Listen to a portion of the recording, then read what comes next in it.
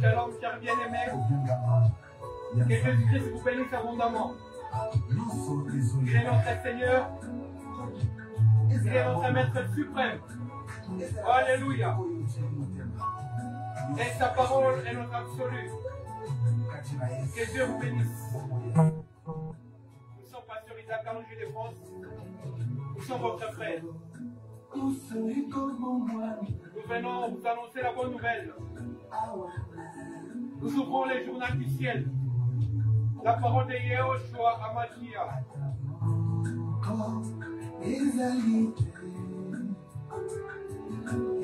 Soyez bénis et nous vous disons un grand shalom. Shalom dans ces temps d'histoire. Shalom dans vos maisons. Shalom dans votre esprit. Shalom dans votre âme. Shalom dans votre corps. Shalom dans votre famille. Que Dieu vous bénisse abondamment. Nous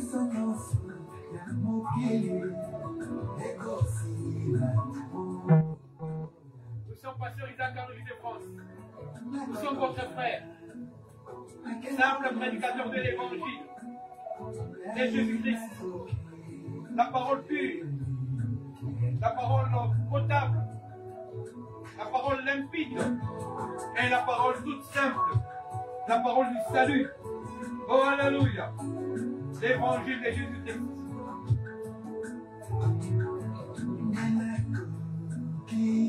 Et Dieu vous bénisse abondamment. Nous sommes Pasteur Isaac Kalonji sur YouTube. Pasteur Isaac Kalonji de France sur YouTube. Et nous sommes sur Facebook. Evami Tabernacle Jésus t'aime. Venez vous abonner, partager notre prédication de ce soir. Dieu vous bénira. Oh, alléluia.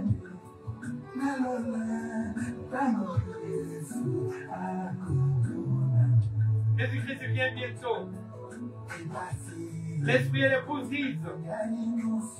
Oh, alléluia. Viens. Oh, alléluia.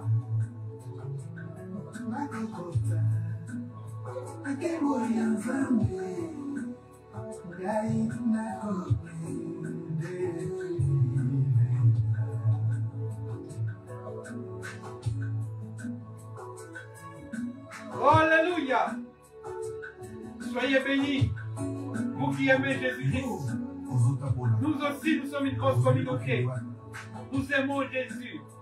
Nous sommes Evami Tabernacle Jésus t'aime. Sur Facebook, nous ne prêchons rien que la parole. Je suis qu'un simple prédicateur de l'évangile. Je suis votre frère. Venez vous abonner aussi sur YouTube. Isaac Kalonji Ministries. Au Pasteur Isaac Kalonji de France.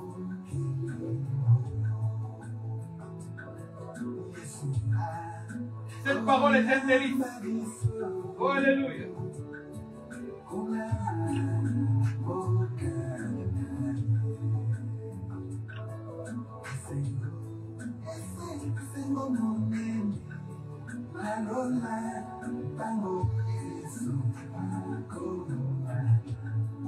Vous qui êtes déjà bénis sur Evami Tabernacle, faites de même ce que nous avons fait l'année dernière. Partagez, venez, amenez 7 abonnés chacun. Et Dieu fera des miracles dans vos vies.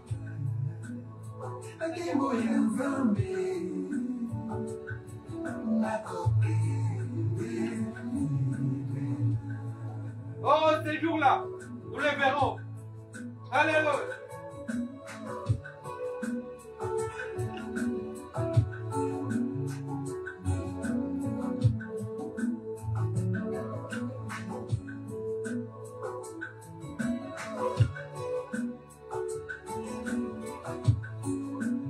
Jésus-Christ est Seigneur. Jésus est Seigneur. Alléluia.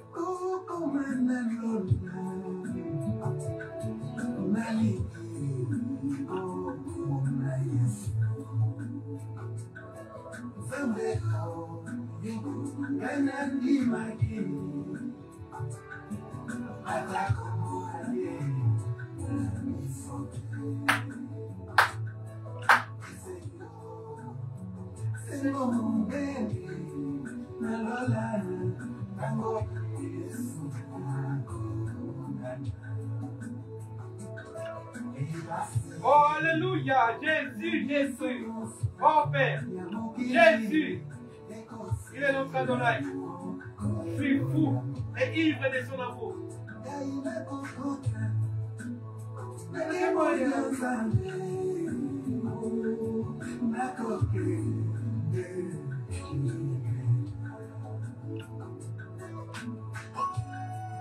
Gloire à l'agneau de Dieu qui ôte le péché du monde. Notre sauveur, notre rédempteur qui nous a rachetés, qui nous a purifiés, qui nous a sanctifiés. Oh, alléluia. Nous sommes pas sur Isaac Kalonji de France. Simple prédicateur de l'évangile de Jésus. Partagez et aimez. Nous sommes sur Facebook, les familles d'Aménage Jésus t'aime. Et nous sommes sur YouTube, Isaac Kalonji Ministries. Nous avons des vidéos dans TikTok, Isaac Kalonji Ministries. Nous avons des vidéos dans Réel, Isaac Kalonji Ministries. Abonnez-vous s'il vous plaît. Et Dieu vous bénisse.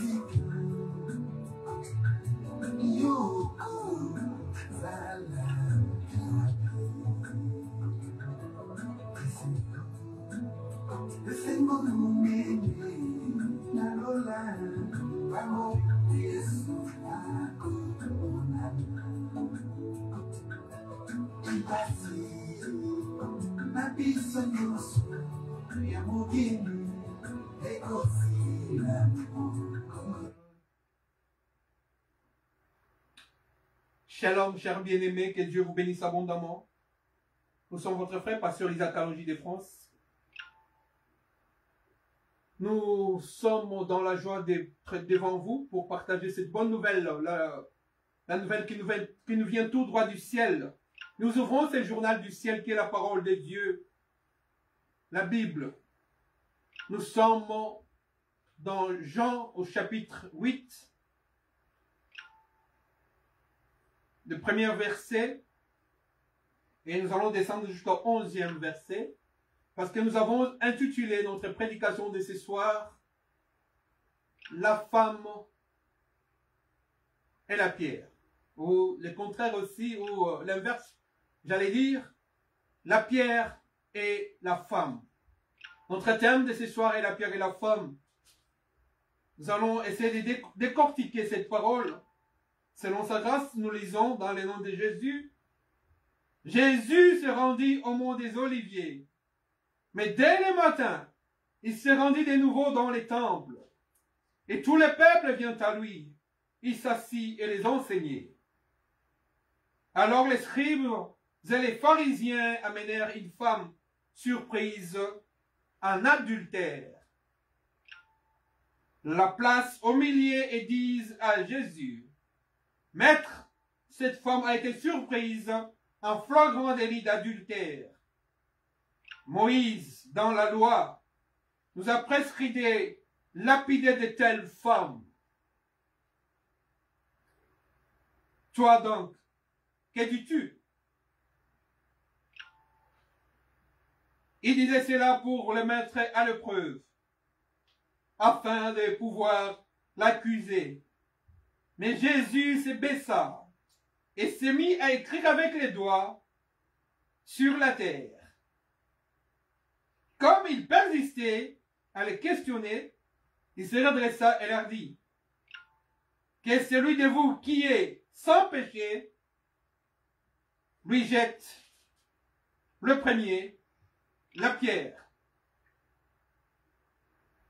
De nouveau, il se baissa et s'est mis à écrire sur la terre. Quand ils entendirent cela, accusés par leur conscience, bien sûr, ils se retirèrent un à un, à commencer par le plus âgé jusqu'au plus jeune. Jésus resta seul avec la femme qui était là au milieu. Alors Jésus se redressa et lui dit, « Femme, où sont tes accusateurs? Personne ne t'a condamné? » Elle répondit, « Personne, Seigneur. » Et Jésus lui dit, « Moi non plus, je ne te condamne pas. va et désormais ne pêche plus. Quelle douceur de se mettre puissant en parole et en acte devant cette femme, cette pauvre femme, pécheresse adultère. La loi de Moïse ordonnait que de telles femmes soient lapidées avec des pierres, que de telles femmes soient tuées parce qu'elle a déshonoré la coutume, les us, les coutumes, parce qu'elle a déshonoré la loi, elle a désobéi. Et cette femme s'est attirée à elle-même, d'elle-même, la condamnation. Mais moi je pense que ce n'était pas de son propre gré qu'elle a péché cette femme pour tomber en adultère. Mais c'était la puissance du péché originel. La puissance de la sémence adamique dans la femme faisait que la femme ne puisse pas résister au désir de la chair, au péché. Un jour, quand j'étais étudiant, je lisais le matin en allant sur le campus de mon université.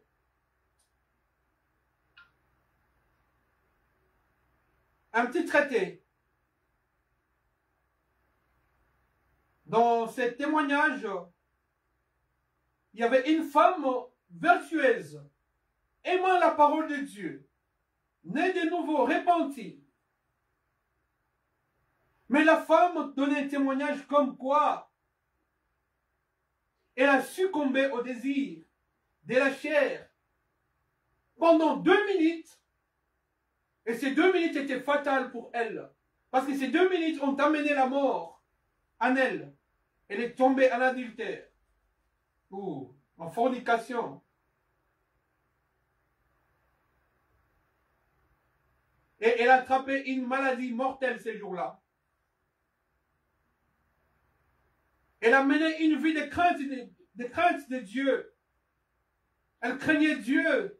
Mais à un certain moment, elle a baissé les bras, elle est tombée. Et elle a perdu tout ce qu'elle avait gagné. La maturité spirituelle. Elle a succombé des idées, la chair. Et elle a attrapé dans 2 minutes seulement une maladie mortelle. Cette femme, je me disais, elle a fait ces témoignages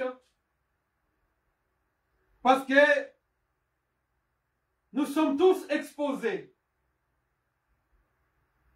Non seulement nous nous branchons de la même manière, mais nous branchons de plusieurs manières, nous tous. Soit en parole, soit en acte. Mais nous avons quelqu'un qui n'est pas venu non seulement pour nous purifier, nous justifier, mais pour nous sanctifier par son sang. Il n'est pas venu pour nous condamner. La première des choses, quand quelqu'un voit quelqu'un agir en mal, son premier réflexe, c'est de condamner. Ça, c'est naturel. L'homme aime condamner. L'homme n'est pas comme Dieu. Quand on voyait Christ avec des femmes de mauvaise vie, on lui disait non, celui-ci n'est pas prophète de Dieu. S'il était seulement prophète de Dieu, il devait savoir la vie que vivent ces femmes. Ces femmes vivent dans la débauche. Et lui, en tant que prophète, il disait leur pensée. Il disait que moi, je ne suis pas venu chercher les justes. Je suis venu chercher ceux qui sont perdus. Parce que lui, c'est le bon berger. Il ne met jamais dehors celui qui vient à lui. Et là, il était devant une femme pécheresse. Une femme adultère. Les gens étaient prêts à la lapider. Et ils voulaient aussi l'accuser que toi, tu as dit que tu es venu avec la grâce. Tu es venu pour pardonner. Mais voilà, nous te mettons maintenant devant un fait accompli. Nous allons voir ta façon de réagir par rapport à cette femme de mauvaise vie. Oui, exactement. Jésus-Christ est venu pour les mauvais, pour les pécheurs. S'il y avait des justes sur cette terre, depuis Adam jusqu'à ce jour-là, s'il y avait jusqu'à la naissance de Christ Jésus, s'il y avait un juste, Jésus-Christ n'allait pas quitter son trône. Jésus-Christ n'allait pas quitter son trône pour accepter l'opprobre et l'ignominie et la honte. Parce qu'il n'y avait personne, il n'y avait point de salut. Et vous vous rappelez toujours, parmi mes versets préférés, quand l'un des vieux dit à Jean, Jean ne pleure pas, voici les lions de la tribu de Juda. Lui seul est digne. Oui, Jésus était digne de pardonner cette femme. Et il est digne de te pardonner. Les gens étaient avec des pierres pour lapider la femme, pour taper sur la femme.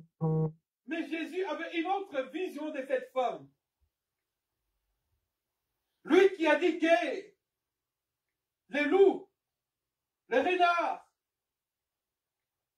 ont des tanières, moi, fils de l'homme. Je n'ai pas d'endroit où mettre ma tête. Il avait en face de lui une femme. Maintenant, il fallait débarrasser les péchés du corps, de l'âme et de l'esprit de cette femme. Pour que cette femme puisse se retrouver devant son mari. Vous savez pourquoi ils n'avaient pas la force?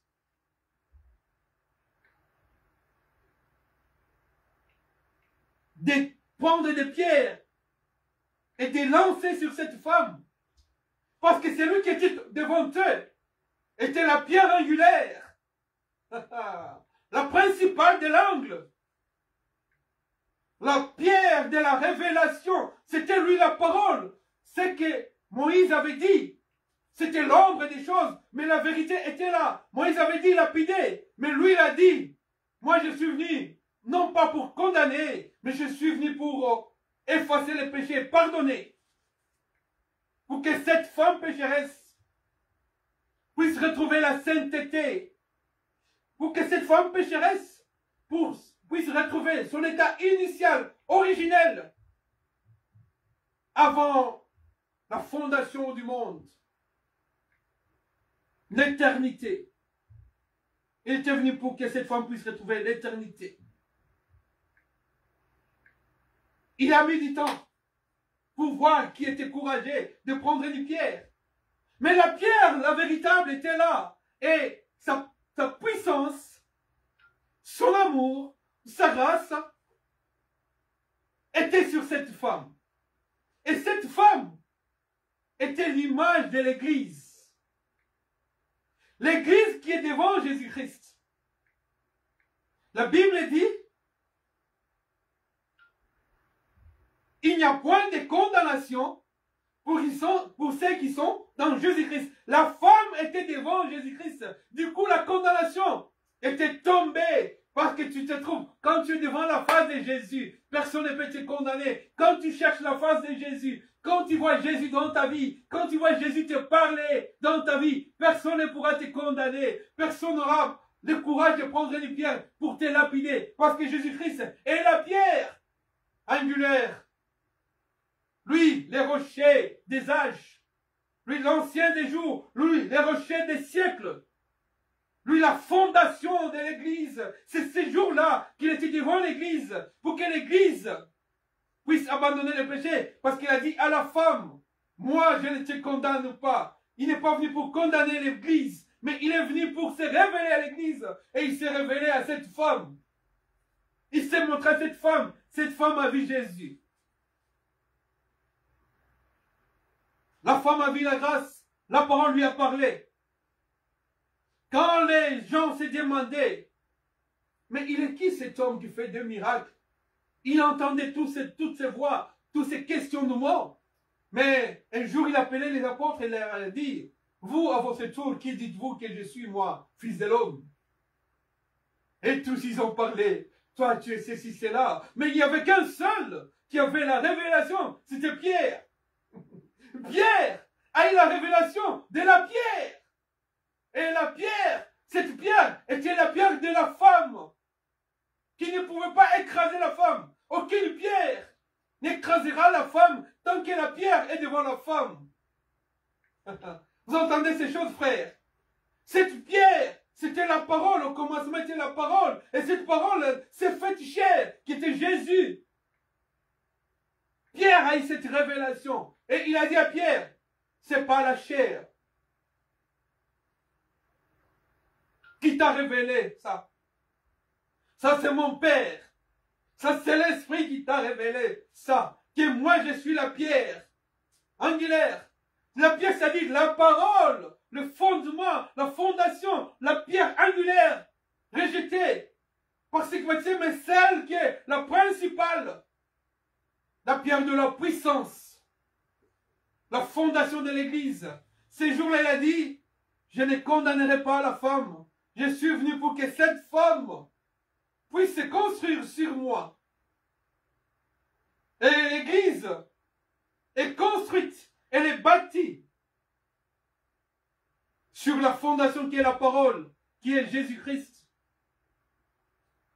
Pourquoi ils n'avaient pas la force de lapider des lances et des pierres sur cette femme?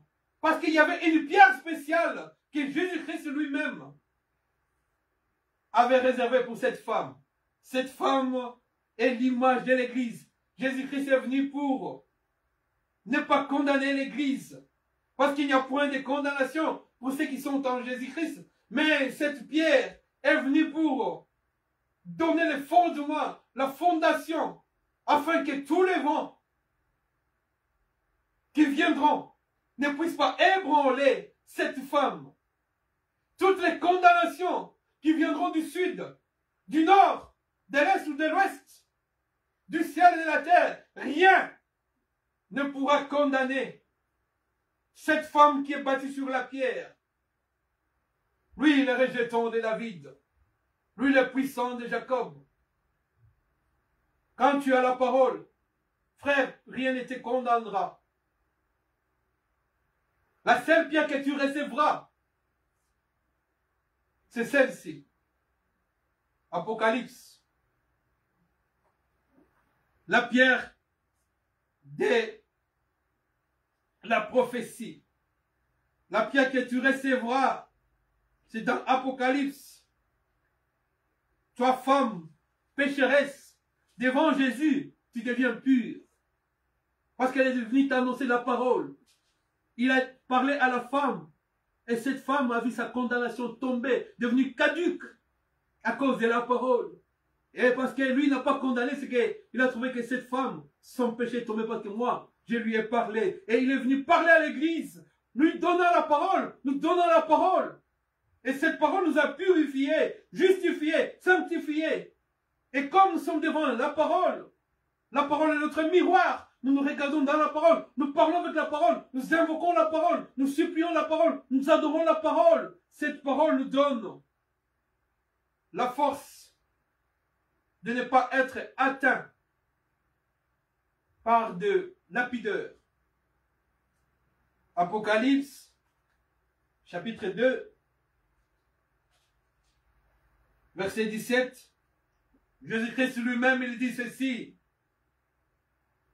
Que celui qui a des oreilles écoute ce que l'Esprit dit aux églises. Aux vainqueurs, je donnerai de la manne cachée. Alléluia. Et un caillou blanc. Sur ce caillou est écrit un nom nouveau que personne ne connaît, sinon celui qui le reçoit. Donc cette femme ne pouvait plus recevoir les cailloux de la condamnation. Parce que désormais, comme cette femme est la femme de Jésus, et l'épouse de Jésus, elle devient l'épouse de Jésus, maintenant la pierre qu'il recevra, c'est un caillou blanc. Oh, alléluia. Et la manne cachée. Alléluia. Et sur ces cailloux blancs, de la sainteté, de l'amour que Jésus a donné à cette femme adultère, cette femme pécheresse, que nous sommes, nous, l'Église. Nous étions autrefois des prostituées, des malfaiteurs, parce que nous n'étions pas mariés à un seul mari, comme la femme samaritaine. Mais ces jours-là, lorsque nous l'avons rencontré, personne ne peut rencontrer Jésus-Christ et rester le même. Quand tu rencontres Jésus-Christ, tu fais avec lui une fusion. Tu deviens son épouse. Et il te réserve un caillou blanc et une malle cachée. Et sur ces cailloux blancs, un nom nouveau. Une vie nouvelle. Une vie éternelle. Un nom nouveau. La vie éternelle en Jésus. Sois un vainqueur. Combat les bons combats. Appuie-toi sur cette pierre qui ne s'écrasera jamais, qui ne permettra jamais que les autres pierres puissent t'atteindre. Parce que toi, désormais, tu es réservé à recevoir un caillou blanc dans les ciels. Et tu vas manger la manne cachée. Et tu auras un nom nouveau. Parce que tu lui appartiens pour toujours ces jours-là. Tous les jours de la vie. Éternité en éternité. Tu seras avec lui. Tu régneras avec lui. Que Dieu vous bénisse. Nous sommes votre frère, Pasteur Isaac Kalonji de France. Nous ne prêchons rien que la parole de Jésus. Et nous vous demandons de vous abonner sur YouTube, Isaac Kalonji Ministries. Et nous sommes sur Facebook, Pasteur Isaac Kalonji de France. Soyez bénis, chers bien-aimés. Je suis votre frère, simple prédicateur de l'évangile de Jésus. La parole pure, c'est ce que nous prêchons. Par sa grâce. La parole simple, potable et limpide dans ces temps d'histoire. Parce que nous voulons rappeler la femme adultère à abandonner le péché et à venir devant Jésus son vrai mari qui lui donnera un caillou blanc et la manne cachée. Un nouveau nom. Ah, il est merveilleux. Soyez bénis. Nous sommes pas sur les accords de France. Soyez bénis.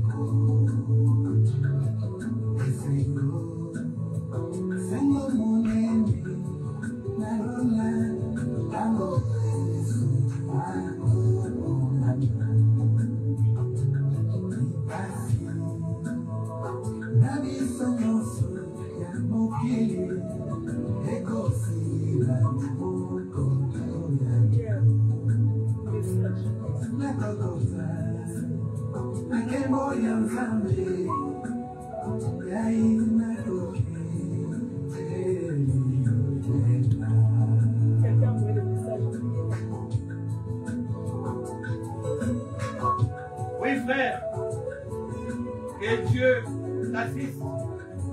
Je le prie maintenant au nom de Jésus. Que tous tes problèmes, toi qui me suis, c'est ici, au nom de Jésus. Et que ces problèmes disparaissent. Quelle que soit la nature de ces problèmes, au nom de Jésus. Que la pierre puisse l'écraser. Afin que toi, tu sois battu sur la pierre. Et que cette pierre puisse te donner la masse, la parole de guérison et la solution. Au nom de Jésus. Sois béni, mon frère, au nom de Jésus. Et que toute puissance satanique soit arrêtée maintenant dans ta vie. Jetez-moi dans les abysses par le puissant nom de Jésus. Sois béni. Amen.